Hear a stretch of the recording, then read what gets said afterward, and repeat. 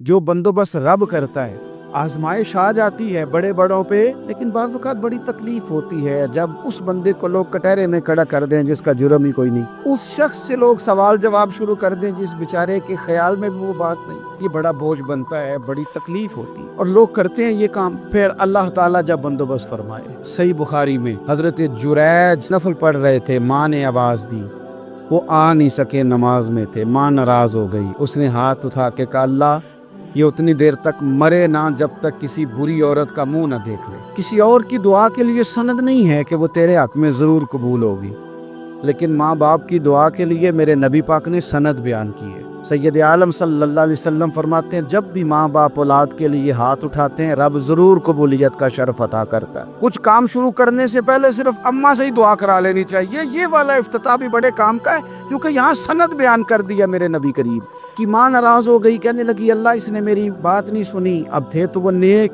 لیکن رب کریم کی حکمت کا تقاضا ہے، ماں کی دعا کو بھی قبول کرنا تھا، اللہ نے آزمائش میں مبتلا کر دیا۔ کٹیا میں ایک جھونپڑی میں عبادت کرتے تھے، اللہ کو یاد کرتے تھے، رب رب کرتے تھے، اور لوگ ان کی بڑی تعریف بھی کرتے تھے۔ ایک عورت آ گئی، بس وہ اللہ کی حکمت پوری ہونی تھی، اس نے آ کے پہلے تو انہیں اپنی طرف مائل کرنا چاہا، جب نہ مائل ہوئے تو الزام لگا دیا۔ یہ ہمارے دور کا تقاضا ہے، لوگ پہلے آپ کو اپنے حق میں قائل کرتے ہیں، اپنی فرما برداری میں لانا چاہتے ہیں، اگر آپ نہیں آتے تو پھر وہ آپ کو مجرم قرار دے دیتے ہیں۔ جناب جنید قائل نہ ہوئے تو اس نے قریب ایک چرواہا تھا، اس چرواہے کے ساتھ جا کے منہ کالا کیا، مقررہ وقت پہ بچہ پیدا ہو گیا۔ لوگوں نے کہا کس کا ہے؟ کہنے لگے اس خانقاہ میں، اس حجرے میں عبادت کرنے والے کا ہے۔ اگر کسی دیندار پر ذرا سا بھی الزام لگ جائے تو آپ یقین کریں کہ بڑے بڑے خوفناک لوگ بھی نیک ہو جاتے ہیں۔ جن کی اپنی زبانیں ساری زندگی آلودہ رہی ہوں وہ بھی بڑے بڑے اعلیٰ سچ بولنے لگتے ہیں۔ اعلیٰ کچے میرے مکان کی دیوار کیا گری، لوگوں نے تو میرے صحن میں رستے ہی بنا لیے۔ بڑے لوگ آ جاتے ہیں پھر بڑا کچھ کرتے ہیں اور بڑے بڑے خوفناک جملے کستے، ایسا جیسے گرنے کا انتظار کر رہے تھے۔ اب جناب لوگ اٹھے، احتجاج شروع ہو گیا، شور پڑ گیا، یہ بابا بڑا نیک بنتا تھا، نفل پڑھتا تھا، عبادتیں کرتا تھا، دیکھو اس کا حال کیا ہے کہ اس نے ناجائز بچہ پیدا کیا۔ بغیر تحقیق کے میں کہہ چکا ہوں کہ الجھے الجھے بکھرے بکھرے روز و شب دیکھے گا کون، لوگ تیرا جرم دیکھیں گے، سبب دیکھے گا کون۔ لوگ تیرا جرم دیکھیں گے، سبب کوئی غور نہیں کرتا کہ وجہ کیا تھی۔ او بھائی کچھ تو مجبوریاں رہی ہوں گی، یوں ہی کوئی بے وفا نہیں ہوتا۔ الزام لگا دیا، شور ہوا، احتجاج ہوا، ان کا انہوں نے اجرا گرا دیا، مارا بھی، پیٹا بھی، ایک نیک آدمی کو بدنام بھی کیا، برا بھلا بھی کہا، گالیاں بھی دی، جو کر سکتے تھے کیا۔ اب جب سزا دینے لگے نا تو جناب جریج کہنے لگے تھوڑی سی اجازت دیتے ہو، مار تو تم نے دینا ہی ہے۔ کہا جناب ٹھیک ہے دیتے ہیں۔ اب وہ نفل پڑھ رہے تھے تو لوگ اس وقت بھی کہہ رہے تھے فراڈ ہی کر رہا ہے، دھوکہ ہی دے رہا ہے، چونکہ ذہن بن گیا نا، بدگمانی آ گئی۔ انہوں نے 2 نفل پڑھ کے ہاتھ اٹھائے، کہا اللہ جانا تو میں نے ہے پر اس رسوائی کے ساتھ، کہ اللہ جانا تو ہے پھر اس رسوائی کے ساتھ، تو میری مدد فرما، اب تو میرا کیس تیری ہی عدالت میں ہے، تو رحمت کا دروازہ کھول۔ ہاتھ اٹھائے، دعا مانگی، نفل پڑھے، پورے مجمع پہ نظر دوڑائی، کوئی نہیں تھا سپورٹ کرنے والا۔ کل تک جو کہتے تھے نا تیرے لیے جیئیں گے، تیرے لیے مریں گے، ساری عمر ہی آٹا گدہ ہے، لکھاں کیتے نہیں پیڑے، اب وقت آیا ہی تے محمد بخشا کوئی نہیں ہو بیٹھا نیڑے۔ تو جناب جنید بچے کی طرف اشارہ کر کے کہنے لگے کوئی نہیں بول رہا، تو ہی بول کے بتا دے تیرا باپ کون ہے، تو ہی بول کے بتا دے کون ہے۔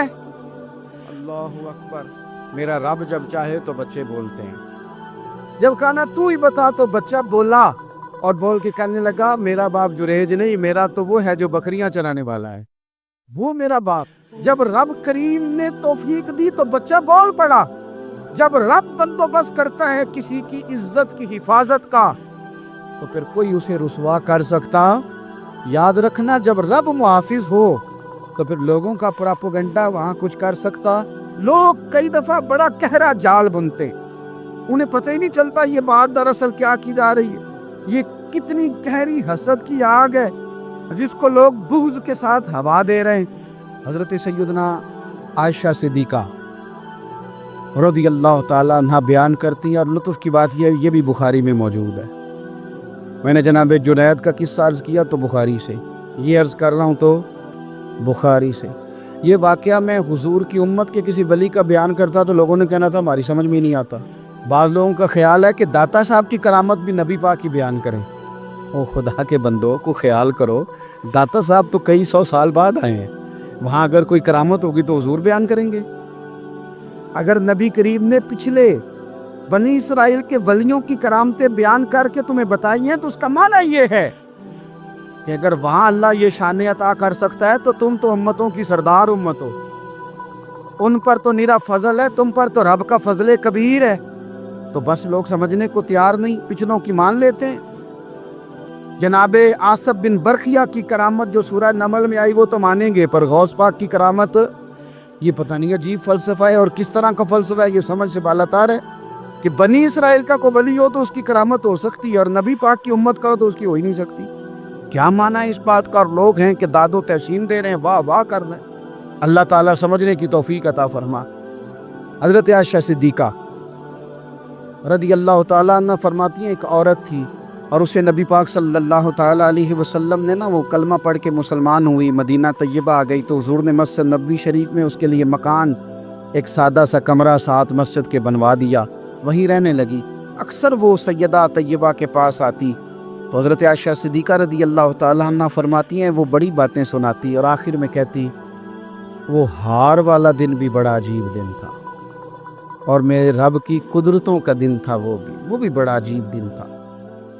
سیدہ عائشہ صدیقہ رضی اللہ تعالیٰ عنہ ایک دن فرمانے لگی کہ تو ہار والے دن کا بڑا ذکر کرتی ہے، وہ کیا دن تھا؟ تو خاتون کہنے لگی اماں جی وہ دن تھا جب میرے رب پر بھروسہ اور مضبوط ہو گیا، جس دن میرا اپنے رب پر توکل اور بڑھا، میرے ایمان میں یقین میں اور پختگی آئی۔ کہنے لگی میں ایک گھر کی کنیز تھی، نوکرانی تھی، اس گھر میں ایک بچی تھی جس کے پاس سونے چاندی ہیرے جواہرات کا ہار تھا۔ اس زمانے میں چمڑے کے اوپر لوگ ہیرے جواہرات لگاتے تھے، کئی دفعہ سرخ رنگ کے چمڑے پہ لگائے جاتے تھے، وہ بچی پہنتی تھی۔ تو کہتی ہوں بچی کے اس نے اتار کے رکھا یا اس سے گرا وہ ہار تو چیل اسے اٹھا کے لے گئی گوشت سمجھ کے، اور میرے سامنے اٹھا کے لے گئی۔ گھر والوں نے مجھ سے پوچھا، یہ بخاری میں موجود ہے، گھر والوں نے پوچھا مجھ سے کہ وہ ہار کہاں ہے، تو میں نے کہا چیل اٹھا کے لے گئی۔ گھر میں کچھ چوری ہو جائے تو سب سے پہلا الزام کس پہ لگتا ہے؟ ملازمین پہ۔ کہتے انہوں نے مجھے بڑا مارا، بڑی تکلیف تھی، حتیٰ کہ میری شرمگاہ تک کی تلاشی، میری عزت اتنی خراب کی میں بتا نہیں سکتی۔ میں نے اپنی زندگی میں ایک واقعہ دیکھا، ایک امیر گھر میں چوری ہو گئی، ملازم کو اتنا مارا کہ وہ چارپائی پہ پڑ گیا، پولیس والوں سے اتنی مار پروائی گئی کہ وہ بیچارہ چارپائی پہ پڑ گیا، اور پھر وہ اتنا بیمار ہوا اور کچھ دنوں کے بعد پتہ چل گیا کہ چور تو اپنا بیٹا ہے ان کا، پھر اس کا انتقال ہو گیا۔ اب وہ سیٹھ صاحب اور گھر والے آ کے مرنے والے کے کان میں معافی مانگ رہے ہیں، کان میں۔ تو میں نے ان سے پھر کہا تھا کہ یہ تو اب چلا گیا ہے، تمہارا زور چلتا تھا نا تو تم نے قانون خریدا اور تم نے اسے جتنا ہو سکا تم نے اسے مار پڑوائی، تمہارے پاس جو عدالتیں تھی تم نے وہاں کارروائی کی، اب ایک عدالت قیامت کے دن لگے گی۔ یہ کمزور تھا نا، کچھ کر نہیں سکا۔ میرے نبی پاک صلی اللہ علیہ وسلم نے فرمایا سن لو، اگر سینگ والی بکری نے بغیر سینگ والی بکری کو تکلیف دی ہوگی نا تو قیامت کے دن اسے بھی بدلہ دینا پڑے گا کہ تیرے پاس سینگ تھے اور تو نے اسے مارا تھا۔ وہ خاتون عرض کرتی ہے سیدہ عائشہ کی خدمت میں کہ مجھے بڑا مارا، مجھے تکلیف دی، میں کہہ رہی تھی کہ میرے سامنے چیل لے گئی ہے اور وہ نہیں مان رہے تھے، اماں جی انہوں نے مجھے بڑا مارا۔ حضرت عائشہ صدیقہ کہتی ہیں پھر کیا ہوا؟ کہنے لگی اماں جی جب کوئی میرا مددگار نہ رہا، مجھے تکلیف دے رہے تھے، رسوا کر رہے تھے، تو میں نے اپنے رب سے مدد چاہی، میرے رب کی طرف میں نے توجہ کی، میں نے کہا مالک اب تو ہی میرا مددگار ہے۔ کہتی ہے وہ مجھے مار رہے تھے تو وہ چیل جو ہار لے گئی تھی وہی لے کے واپس آ گئی، اور ہمارے سروں کے قریب لا کے اس نے جب اس ہار کو پھینکا وہ مجھے چھوڑ کے سائیڈ پہ ہوئے، وہ میری بے گناہی جان گئے، لیکن آپ کو بتاؤں اس دن سے میرا اپنے رب پر یقین اور بڑھ گیا۔ مجھے سمجھ آ گئی کہ جب انسان پورا ٹوٹ جاتا ہے اور جب کوئی چاروں جانب اس کا مددگار نہیں ہوتا تو رب تو ہوتا ہے نا، اللہ تو اس کا مددگار ہوتا ہے نا۔ وہ تو پھر اپنے اس بندے کی مدد کرتا ہے نا، پھر وہ تو توانائی دیتا ہے نا، وہ تنہا نہیں چھوڑتا، وہ تو آنسوؤں والوں کے آنسوؤں پہ بڑا کرم فرماتا ہے، وہ تو قسم پرسی میں آ جاتا ہے، اس کی رحمت بڑھ کے استقبال کر لیتی۔ تو بھائی جب آپ پر اللہ کی حکمت کے تقاضے پورے ہونے لگیں اور زندگی میں کبھی کوئی ایسا وقت آئے کہ آپ محسوس کریں کہ تنہا رہ گئے ہیں اور کئی اپنے بھی مخالفین کی جماعت میں نظر آنے لگے ہیں، تو اس وقت پھر دل، روح، زبان اور ذہن کو یکجا کر کے سمجھ لینا کہ جب ساری دنیا ساتھ چھوڑ جاتی ہے تو رب کی رحمتیں اس وقت بھی ساتھ رہتی ہیں، اور اللہ کی مدد اس وقت بھی بندے پہ کرم نوازی کرتی ہے۔ ایک اور حدیث سنیں، لطف کی بات یہ ہے، یہ بھی بخاری میں ہے، یہ بھی واقعہ بخاری میں ہے۔ اللہ اکبر۔ ایک شخص نے نا ایک بندے سے قرض مانگا، اس نے کہا مجھے قرضہ دو۔ وہ کہنے لگا کہ کتنا قرضہ؟ اس نے کہا 1000 دینار۔ دینار سونے کا ہوتا تھا، درہم چاندی کا ہوتا تھا۔ 1000 دینار چاہیے۔ اس نے کہا کوئی گواہ ہے تیرے پاس؟ غریب کا گواہ بھی کوئی نہیں بنتا، کبھی الجھ جائے نا کوئی بندہ تو کئی اپنے بھی کہہ دیتے ہیں کہ ہم اس کے قول فعل کے ذمہ دار نہیں ہیں۔ ایک غریب آدمی کو قرض کی ضرورت پڑ گئی، 1000 دینار چاہیے۔ میں کہہ چکا ہوں کہ درہم چاندی کا ہوتا تھا، دینار سونے کا، اب 1000 دینار لینا ہے۔ تو جس بندے سے اس نے کہا، اگرچہ وہ نیک بندہ تھا، اس نے کہا یار 1000 دینار دے دو، تو کہنے لگا کوئی گواہ ہے تیرے پاس؟ وہ کہنے لگا غریبوں کا گواہ کون ہوتا ہے؟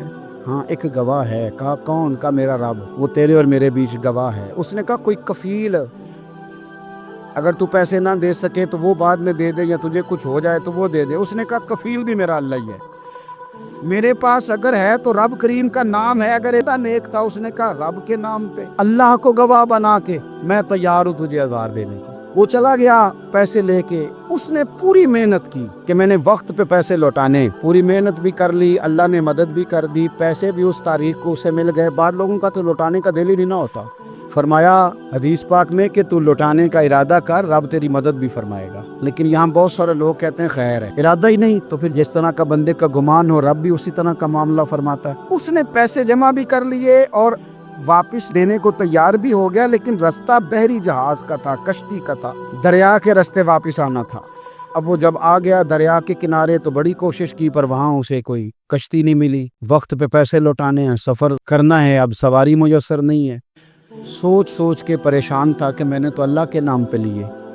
اچانک دل میں ایک تجویز آئی، اس نے ایک لکڑی لی، لکڑی کو اندر سے کھولا، 1000 دینار اس میں بھرا، بخاری پڑھ رہا ہوں، اور ساتھ ایک خط بھی لکھا کہ یار میں پیسے پہنچانا چاہتا تھا اور مجھے کوئی چیز نہیں ملی دریا کے اس پار آنے، اللہ کے نام پر تیری طرف روانہ کر رہا ہوں۔ اور یہ کہہ کہ وہ لکڑی دریا میں رکھ دی، وہ لکڑی ڈوب گئی ہے، واپس آ گیا۔ وہ جس نے پیسے لینے تھے وہ عین مقررہ وقت پر دریا کنارے آیا۔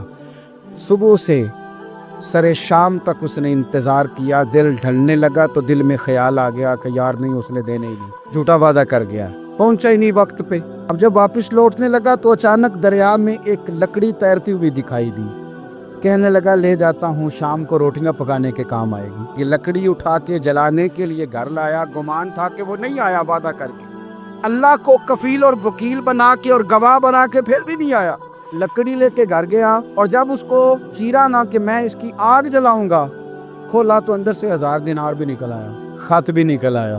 اب ذرا سمجھنا، اس کے دل میں بات کس نے ڈالی کہ تو لکڑی میں پیسے ڈال دے؟ اللہ نے۔ اس بندے کو مقررہ وقت پہ کنارے بھیجا کس نے؟ لکڑی صرف اسی کے ہاتھ آئی تو یہ بندوبست کیا کس نے؟ اللہ نے۔ گھر جا کے چیری تو پیسے بحفاظت اس تک پہنچائے کس نے؟ تو پھر ہمیں بھی توجہ اللہ کی جانب بھی کرنی چاہیے، ہمارے بے دل کی توجہ رب کی طرف ہی ہونی چاہیے نا، ہمیں ادھر ادھر جانے کی، دیکھنے کی، بندوں پر غور کرنے کی ضرورت کیا ہے؟ جب لوگ اللہ کو گواہ بناتے ہیں، رب کی جانب اپنی توجہ کرتے ہیں، اپنی چاہتوں، خواہشات اور اپنی ساری چٹھیاں اپنے رب کریم کی رحمت کی طرف روانہ کرتے ہیں، پھر اللہ اپنے بندوں کو مایوس نہیں کرتا، اللہ اپنے بندوں کو نواز دیتا ہے، اللہ تبارک و تعالیٰ اپنے بندوں پہ کرم نوازی کرتا۔ اپنی توجہات کا مرکز اپنے خدا کو بنائیے، اپنے مالک کی جانب اپنی ساری خواہشات کا رخ پھیر دیجیے، اپنی توجہات اپنے رب کی جانب کر لیجیے، اس کی رحمت قریب آ کے بندے کو سہارا دیتی ہے۔ کسیاں سے کبھی ہم نے کنارہ نہ کیا، اور تو نے بھی تو دل آزردہ ہمارا نہ کیا، ہم نے تو جہنم کی بہت کی تدبیر، پر مولا تیری رحمت نے گوارا نہ کیا۔